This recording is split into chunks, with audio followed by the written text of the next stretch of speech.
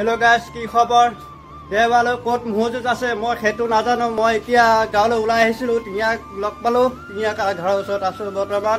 এতিয়া টিঙিয়াকাই ক'ব ক'ত মহজুত আছে। অহা দেওবাৰে দলবাৰী কোনোবা যদি মতা মানুহ আছে পথাৰলৈকে লৈ যাব পাৰে মোক, যিকোনো মোক।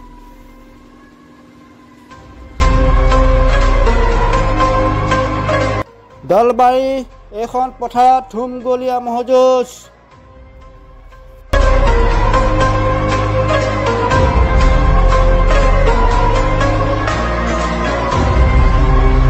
দেওবাৰে এইখন পথাৰত আকৌ আৰম্ভ হ'ব টিঙিয়াকা আৰু ইনচাদালি ৰমচা।